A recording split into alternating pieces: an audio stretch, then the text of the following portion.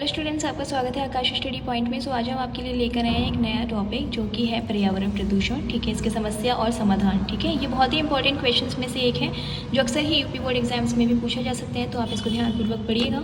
ठीक है, तो चलिए स्टार्ट करते हैं। सबसे पहले देख लेते हैं कि आपको सबसे पहले क्या लिखना है। प्रस्तावना। ठीक, प्रदूषण एक गंभीर समस्या बन चुका है। यह सिर्फ हमारे देश की ही नहीं बल्कि यह एक अंतर्राष्ट्रीय समस्या है जिसकी चपेट में पृथ्वी पर रहने वाले सभी जीव जंतु और अन्य निर्जीव पदार्थ भी आ गए हैं। इसका प्रभाव चारों ओर दिखाई दे रहा है। ठीक है, इतना लिखने के बाद आप कुछ कोटेशंस ऐड कर सकते हैं। ठीक है, ये कोटेशंस काफ़ी अच्छा प्रभाव डालते हैं इवैल्यूएटर पर, जिससे कि आपको ज़्यादा से ज़्यादा मार्क्स मिलने की संभावना होती है। ठीक है, तो कोटेशंस लिखना ना भूलें। ठीक है, मैंने यहाँ पे 2-4 कोटेशंस दिए हैं, आप इनको भी कॉपी कर सकते हैं। जैसे कि सूरज की किरणें जब पड़ती हैं धरती पर तभी होता है सवेरा, पेड़ लगाओ धरती बचाओ तभी कर पाओगे इस पर। ठीक है, एक कोटेशन हो गया। दूसरा, पर्यावरण की रक्षा दुनिया की सुरक्षा। ठीक, तीसरा है पर्यावरण है सबकी जान, वृक्ष लगाकर करो इसका सम्मान। ठीक है, फोर्थ है सबको देनी है ये शिक्षा, पर्यावरण की करो सुरक्षा। एंड देन फिफ्थ, जब हम करेंगे पर्यावरण का सम्मान तभी स्वस्थ रहेगा हिंदुस्तान। ठीक है, इस तरह से आप कोई भी कोटेशन आप लिख सकते हैं बनाकर। ठीक है, इसके बाद है पर्यावरण 2 शब्दों से मिलकर बना है, परि प्लस आवरण। अतः परि का अर्थ होता है चारों ओर तथा आवरण का अर्थ है ढका हुआ। ठीक है, इस प्रकार इसका शाब्दिक अर्थ हुआ कि वह वातावरण जिससे जीव जंतु चारों ओर से ढके हुए हैं वह पर्यावरण कहलाता है।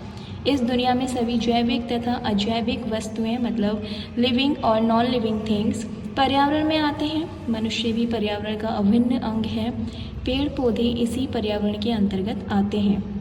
ठीक है, सो ये सभी चीज़ें आपको प्रस्तावना में लिखनी है। ठीक है, इसके बाद आप एक हेडिंग दे सकते हैं कि प्रदूषण क्या है। ठीक है, दूषित पदार्थों के कारण प्रकृति में जो समस्या उत्पन्न होती है उसे प्रदूषण कहते हैं।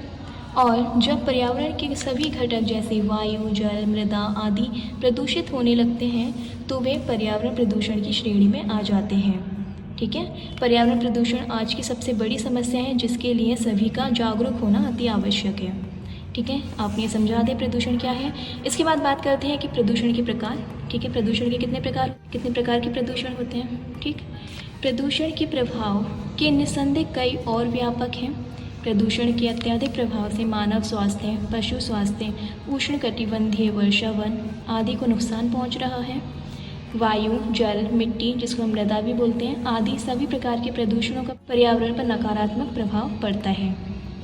ठीक, तो वायु, जल, मिट्टी जिसको हम मृदा भी बोलते हैं, ध्वनि, ठीक है, ये सारी जो घटक हैं, ठीक है, यही घटक प्रदूषित हो चुके हैं जिसको हम इन सभी घटकों को जैसे कि वायु प्रदूषण, जल प्रदूषण, मृदा प्रदूषण के नाम से जानते हैं। ठीक है, सबसे पहले हम देख लेते हैं वायु प्रदूषण। ठीक है, वायु हमारे जीवन के लिए सबसे महत्वपूर्ण घटक है।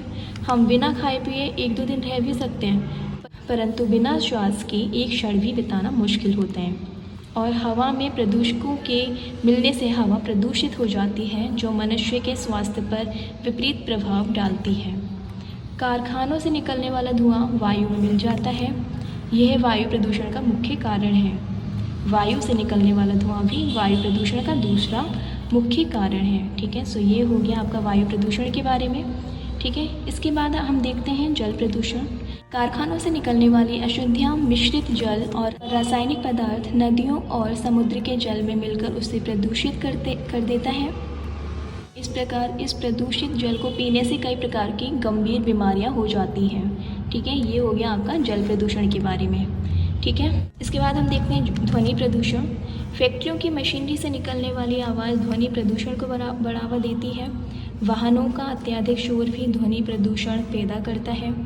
इससे इंसानों में बहरापन और तनाव पैदा होता है। ठीक है, इसके बाद देखते हैं मृदा प्रदूषण। मिट्टी में प्रदूषकों के मिलने से मृदा प्रदूषण होता है। आजकल खेती में फसल उत्पादन बढ़ाने के लिए कीटनाशकों का छिड़काव किया जाता है। इससे कीटनाशक मृदा की उर्वरकता को खत्म कर देते हैं। ठीक है, ये हो गया मृदा प्रदूषण। अब देखते हैं प्रदूषण के कारण। ठीक है, किन किन कारणों से प्रदूषण होता है। प्रदूषण के व्यापक और सर्वाधिक कारण मानव निर्मित हैं। इंसान आधुनिकता की दौड़ में प्रकृति का अत्यधिक दोहन कर रहा है। इससे प्राकृतिक संसाधनों में कमी हो रही है। जो संसाधन बचे हुए हैं वो भी प्रदूषण के मारे प्रदूषित हो रहे हैं। प्रदूषण का मुख्य कारण कल कारखानों से निकलने वाला जहरीला धुआं और रासायनिक पदार्थ हैं। ये धुआं वायु में और रासायनिक पदार्थ पानी में मिलने से दोनों प्रदूषित हो जाते हैं। शहरों में बढ़ते वाहन भी प्रदूषण का एक कारण है। अत्यधिक वाहनों से ट्रैफिक बढ़ता है, उनसे निकलने वाले जहरीले धुएं में बढ़ोतरी होती है, जिससे वायु प्रदूषण होता है। लाउडस्पीकर और कारखानों के सायरन से ध्वनि प्रदूषण बढ़ता है। वृक्षों की अंधाधुंध कटाई से प्रदूषण में बढ़ोतरी हो रही है। घटते जंगलों से प्राकृतिक संतुलन बिगड़ रहा है। ध्वनि प्रदूषण और वायु प्रदूषण में अत्यधिक वृद्धि का कारण वृक्षों की कटाई भी है। ज्वालामुखी, बाढ़, भूकंप से जल और वायु प्रदूषण होता है। परमाणु विस्फोट परीक्षण से भी वायु प्रदूषण में बढ़ोतरी होती है। परमाणु परीक्षण से रेडियोएक्टिव पदार्थ हवा में मिल जाते हैं। बढ़ती आबादी भी बढ़ते प्रदूषण का कारण है। पर्यावरण प्रदूषण का व्यापक दुष्प्रभाव होता है। प्रदूषण से प्रकृति की हर एक चीज़ विकृत हो जाती है। वायु प्रदूषण, जल प्रदूषण और ध्वनि प्रदूषण से प्राकृतिक असंतुलन पैदा होता है। रेगिस्तान की भूमि का विस्तार और कम होती हरियाली प्रदूषण के प्रभाव के कारण है। प्रदूषण से भिन्न भिन्न प्रकार की महामारियां भी पैदा होती हैं, जो इंसानों और जानवरों में भी पैदा कर देती हैं। मनुष्यों के गिरते स्वास्थ्य का जिम्मेदार भी प्रदूषण है। वायु प्रदूषण से सांस संबंधी बीमारियां फैलती हैं। ध्वनि प्रदूषण से बहरापन और तनाव बढ़ता है।